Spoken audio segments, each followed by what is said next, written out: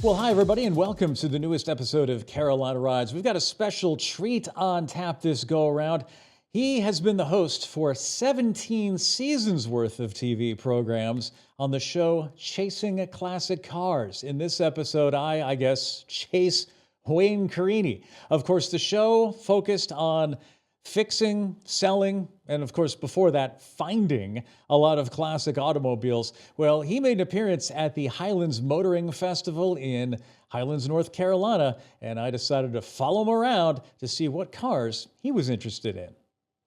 You may remember my visit with Ricky Siegel and Steve Hamm ahead of June's festival. The festival opened with a couple of mountain drives and was followed by a Friday evening parade of cars through downtown Highlands with Grand Marshal Wayne Carini. They asked me about 3 years ago to come, and my schedule just wouldn't fit. And then I got a call from Mark, who runs the event, and I just told him I couldn't do it. And then he says, well, consider next year. I said, usually I have something else going on at that period of time. Well, then I got a call from my friend Corky Coker from Coker Tire, and he asked me to come, and I go, I don't know, Corky, I got something else really going on.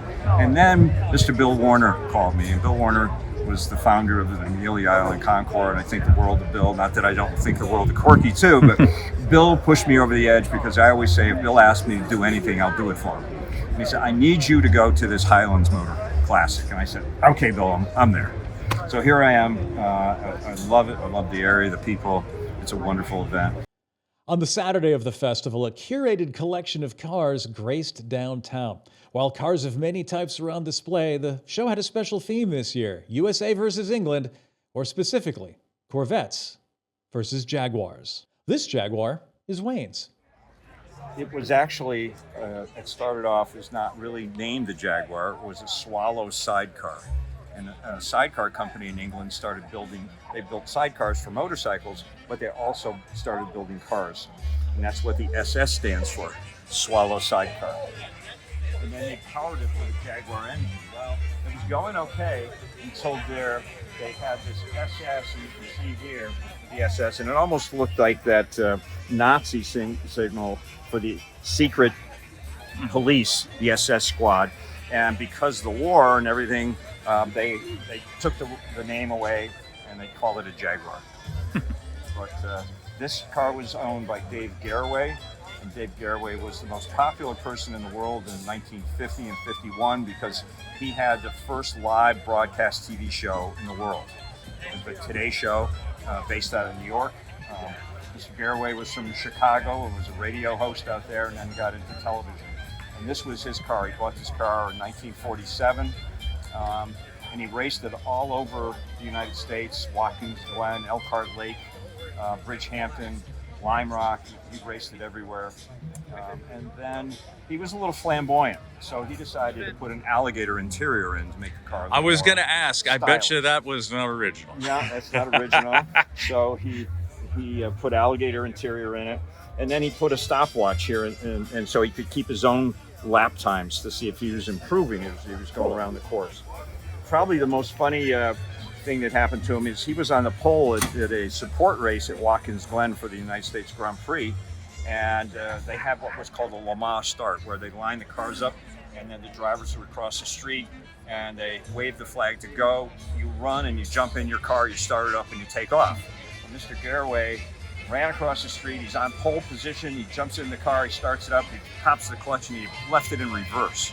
And he backed up into a tree, and then continued on. But at that point, he was like 10th or 15th in the race. So they had an XK-SS. One of those was owned by Steve McQueen. But this was the pure race car. I don't know the history of this particular car, but you can see that the roll bar is here, but they also extend this, called the head fairing, and this would go down to the back so that your helmet and everything, where the air would go over it and be very smooth. And then in here is the fuel filler, so it's right behind your head. But now I noticed with the hood of the car, you can tell there's a lot of patina. How is that really something that is actually in fact valuable on a car like this? Well, this car was probably restored sometime later, probably 70s or 80s, something like that, and it was raced. And you can see a lot of chips in the front. So this type of car is important because if somebody has it, it's important to continue to use it. continue to show it to people. So we love patina, whether it be original patina or raced patina, whatever it is. Cars that have been restored in the 70s now are starting to show their age, and sometimes it's great to leave them alone. Then we've got another Jag SS here. So this is the SS1, very similar to my car. So my car was built in 36, this is built in 34. And again, similar chassis, similar, but this was, the SS was more of a race car. This was more of a classic cruising car. Yeah, tourer. A touring car, yeah. So you got seats in the back, seats in the front. It's a beautiful car. It's owned by my friend the Bluesteins, and just a wonderful car. But basically the same style. Now my car had a small engine like this car had, and Mr. Garraway tried to race and be powerful and win races, and he found he didn't have enough horsepower. So what he did is he put a big supercharger on it in Chicago, and it still wasn't what he was looking for. So what he did is he called Jaguar in 1950 when they first came out with the E-Type, the 120, and it had a 4.7 liter engine, 4.2 liter, I'm sorry. And so Mr. Garraway called the factory and they sold him an engine. So that's the engine that's in that car still today. And I still have the original car with a blower on it too. Now Jaguar is obviously one of the legendary names, and all the original British cars that really brought kind of almost the sports car genre to the world. Well, they were important, and part of the deal is that you win on Sunday and sell cars on Monday, and so Jaguar was winning races, and the biggest race, of course, in the world was Le Mans, 24 hours, grueling race, and all of a sudden they come on the scene and they're winning. And then Ferrari got involved, and all the other manufacturers, Mercedes, with the Gullwings and the SS cars that they were building. So the Jaguars, though, were very competitive, and that's what really set the mark for their cars. And they were innovative. The XKE was one of the most beautiful cars ever made, but they had inboard brakes. They used all the things that they were using on the race car, and they used it on a street car. That's what made them very innovative and one of the most beautiful cars in the world.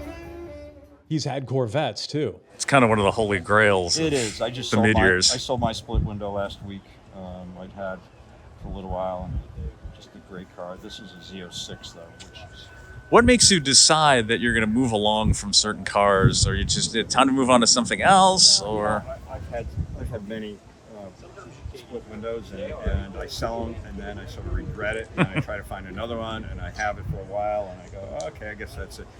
How I decide to sell a car is I drive it home, and I park it, and if I walk up to the house and I don't look back at the car and say, damn it, that's a great car, it's time to sell it. It's that love is sort of gone.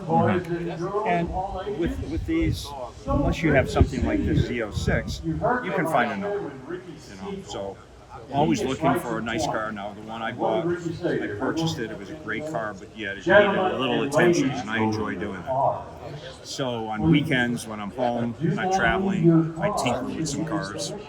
And I don't like a full-blown restoration because my shop is full of restorations. I never get to do my own cars. But I like to do stuff where it needs attention, it needs a little detailing here and there. I do it, and then when it's all done, I sell. Yeah, well, that's part of the hobby too. If you really are into that sort of thing, that's the attraction. Is you get to tinker, you get to kind of fix things up a little bit. Yeah, and I don't tell people that I know everything about it, but every car I do, I learn a little bit more, and I like that. So this is a Bloomington Gold certified car. So all the judges have combed over this car and said this is the best of the best. That's what the Bloomington Gold. And some people can go for the gold certificate, and sometimes it takes 4 or 5 opportunities to do that. The judges find maybe a little something that the other judge didn't find. That's like that clamp is in the wrong spot. Valve covers cast aluminum? Yes. We own and operate the local radio station. So this is a split window, so you can see the window in the back of the split, 1 year only. And it was sort of a thing where a lot of people liked them and a lot of people didn't like them. So there was a lot of cars. They brought them to the Chevy dealer in '64. They had a full glass window that was split. And what they did is they took the glasses out and they cut the fiberglass center, and they actually installed that full glass window. And now those people are crying the blues because the split windows are really something. There's actually somebody who was making that piece so that you could actually put it back into the car when you're restoring it. I have a Arnold Bristol coupe. They made 4 of those, and it's very similar to this. This car was designed by Peter Brock, and I always say to Peter, geez, did you copy my 1954 Arnold Bristol? Because my Arnold Bristol has a split front windshield, not the back. And when Corvette, of course, was making the car, they couldn't have a 2-piece windshield in the front, so they moved that split to the back window. But Peter denies that totally every time I talk to him. That is a beautiful car. It sure is. It's a lovely car. With this boat tail in the back, my Arnold Bristol's got the same boat tail. It's very unusual.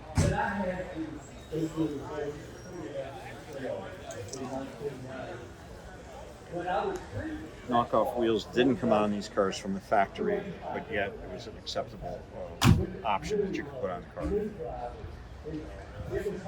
So that would have been kind of a dealer installed thing. Dealer installed thing, and in '64 you could get them from the factory, but in '63 it wasn't a factory.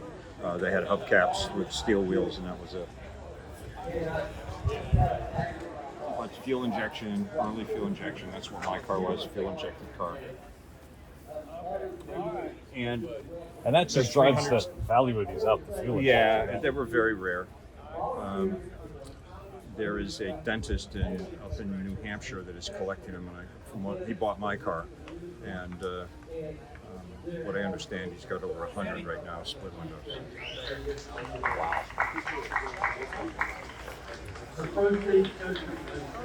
So if he sells, he can single-handedly deflate the market. Yeah. There's too many out there. And he's paying a lot of money. I mean, he bought my car for $200,000. So, and mine was not a matching number engine. It was a restamp, but it was a fuel-injected car from the factory.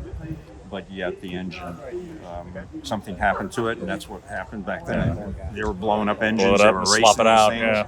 And they'd go to the factory and they'd say, hey, I need another engine, and they'd give it to them. Some had a blank area where the serial number would be. A lot of people stamped their serial number into them, and that's what we think happened with mine. There's some things too, when they rebuild the engines, they plane the heads and they plane the block to make them perfectly flat, and they sometimes remove, unfortunately, the VIN number off of the engine because it's in the way.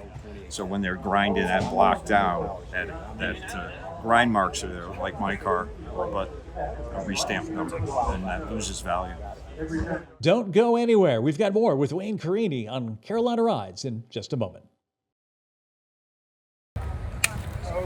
Great to see you. Welcome back. When hanging out with Wayne, you quickly learn how many people he knows. One of the earliest Corvettes we're looking at, 1953, Chevrolet decided to build themselves a sports car, and they used a fiberglass body. Now the fiberglass body never looked this nice. It did not. Never looked this nice. It was real rough. The ball never fit properly. The doors never fit. And it was wavy. Started up and they started off with a 6-cylinder. air conditioned their first plant, and I've air conditioned every cars. one of their plants. Yeah. So where did you find this? So we found this one in, let's see, it's 2026. We found this one in late 2023, and it was in Colorado, and it was in very rough shape. And so we decided to embark on a restoration for it and said, if we want to do this, let's make it the nicest in the country. And if it were being restored or if they were being made today, what would a 53 Corvette be like? And that's what we came out with. It was a 21-month restoration. We unveiled it in March at Savoy. It's been on display there for a couple of months, and this is its first public outing outside the museum. And when we say 21-month restoration, I mean, it was full-blown. So when we got into it, they started looking. At one point, somebody had reworked on the front half, and they decided to take the fiberglass and just cut it at the top of the center of the wheel well on both sides. And when we got into it, there was a 2x4 and screws holding the front end on with the frame or with the body, and so had to go back and take care of all that and bring it back to its glory. And we're just proud to say that, you know, out of the 300 originally built, this one's number 129, and it is an early car. Yeah. So what we're talking is Savoy Museum, and give you a little update on it. The Savoy Museum's in Cartersville, Georgia. It's my home away from home. That's why Tom and I know each other so well, because I go and I give seminars there quite often, and it's a wonderful place. And Tom McCrae and everybody that has to do with the museum does such a wonderful job. And they change exhibits all the time. So they have their core exhibit, and then they change exhibits. So it's fresh all the time. And we're doing seminars in their beautiful theater with a turntable on the stage. And it's just phenomenal. And you'll be there in July to talk about Shelby's. Yes, it will. So July 20th or something like that. somewhere in there. Yeah. July 18th, 20th, 24th, somewhere in there. Yeah. So, and we'll be there with Aaron Shelby, the grandson of Carol Shelby. it is. So lots of exciting things going on in the car culture world. We say farewell to Tom Shinall of the Savoy Automobile Museum, and we head on to look at more Corvettes. So we're looking at a 1969 Corvette, and this is an L88. And so this was the very unusual car, one of only 116 built, and this has got an aluminum 427 V8, the most powerful Corvette built in that period of time. Putting out approximately 450 horsepower, 430, 450, somewhere around in there. And one of the most sought after cars because they only built, and looking here, 116. So my number was correct. And this one is very special in itself. They have a blue with a blue interior car. I miss blue interiors. Yeah, I love it. I love it. And these were raced a lot, drag raced, road raced, because of their power. So to see a street car like this is very unusual. Here's a show highlight that isn't a Corvette or a Jaguar. This is a replica of a car Briggs Cunningham built to race in the 1950 Le Mans 24-hour race, and it's called the Monster. And it's a 1950 Cadillac, basically, 331 V8, and he built it to compete against all the professionals and all the big race teams, Ferrari and Aston Martin, all the big ones, and did real good, coming in 10th place overall with this car. And so Derek Drinkwater, who's a good friend of mine, built this replica of it. The original car is actually in Naples, Florida, in the Revs Institute Museum, and but Derek built this replica and races it all over the world. So I met him at Goodwood a couple of years ago. He took me for a ride in the car. I was thrilled. He's such a wonderful person. And I said, if you ever come to Connecticut, please come and see me. So one day he's in my office. I said, hey, Derek, to bring the car over to the United States? He said, what do you mean? I got it in the parking lot. So he and his wife, they drive this car everywhere, race it, and then put their little trailer on the back, a little camper trailer, and then bring it to the next race. So he's here in the United States because he's driving this car to Indianapolis starting tomorrow, and he's going to be racing with at the Indianapolis 500 Speedway with a group sports car club out there. So historic racing association. So he's here. I asked Mark if he'd please allow him to show the car today, and here it is. How rare is something like this? Well, there's only one original, and then Derek built a copy of it. So it's something to be seen. The other one doesn't get out very often, so people can understand what it was like to have a car this large. And Briggs Cunningham was a guy, he raced boats, he raced cars, he was quite an individual, and he did a wonderful job. There's a picture of it right here, the 1950 Le Mans race, the original car. Here's a picture of Derek driving it. And then that's a picture of he and his wife in his little camper trailer on the back, driving across the country. So the original still exists? Yes. And where is it today? It's at the Revs Institute down in Naples, Florida. How much would something like that be worth? Or is that impossible to gauge because there is no comparable vehicle to it? You know, it's hard to put a number on something like that. You know, it's in a great place. So the Revs Institute collects important race cars and original cars, and they do an unbelievable job in doing that. And it's wonderful to go in and see history right in front of you, all the vehicles that they have. Wayne will talk to anyone about their car, especially if it's something that catches his eye. This is a B20. Yes, yeah. So this is not the original engine. It would have been the 18, 18, obviously. right. But they put in, a 20. So yeah, it's in the 8 years that I've owned it, Wayne, I have replaced the fuel pump, and that's it. I drove it up from Atlanta on Thursday. I'm going down the interstate and everything, once and all that stuff, and then you get on the back roads, and then that's where the real fun happens. Well, everybody called these the 40 Fords. So because of the humpback, exactly. it looked exactly like a 40 Ford two-door sedan. Basically. Well, then you get people that say, it's the Ford in the front, it's a Volkswagen on the back. And it's like, okay, I get it, They had their I own. just let it, go. Yeah, right. At first it kind of bothered me. I'm like, no. The wagons are really rare, though. They are very rare. They're nice. Yeah. No, so it was updated to the 12. Yeah. So it was. So there were, some creature comforts. I have sway bars, underneath. We're gonna get some pictures of it. And all that. So. And if you like it, why not make an offer? How often do you go up and see a car at a show like this and you're like, I need that? Well, what happened with this particular car is, I was with the mayor in a parade last night, and we came up on this car, and I said, oh my gosh, look at that car. I love the color, and I think the color is what attracted me first. And then I love these style car. And the mayor said, well, I had one of those in the parade here last year, and we started talking about this particular brand for this particular car. So sometimes when you find something you like, just go up and ask and say if it's for sale, and the guy said, well, I don't know, not really. Well, how much does it take? There's always a number for everything. How many cars have you actually purchased that way? Oh, probably 20, 25 cars over the years, Just go up and ask. They may not sell it on the spot, but yet The seed's in their call you. mind, and a year down the line, they may What be I like, do hey. too is I'll write a letter to the person. So I'll get their business card or something. I'll write a letter to them, and a letter 9 times out of 10 ends up on the refrigerator or on the kitchen table. An email, they hit that delete button really easy. But a letter, personally addressed to them, sometimes it pays off. So, and for instance, I was down at the Barber Museum, and I was going to do some filming out into the flea market, and they said, well, we want you to give the trophy, which they call the best pick of the flea market. And the best pick that day was a Moto Guzzi police bike. And so I went with the crew, we're filming, and I said to the gentleman, congratulations, you won best pick. And by the way, how much do you want for that bike? And so he says 10 grand. And I said, would you take 8,500? He says, yes. And we shook hands and I bought the bike. And the girl that was filming, she said, did you just buy that? I said, yeah. Oh my gosh, you didn't even hear it run. I said, I don't have to.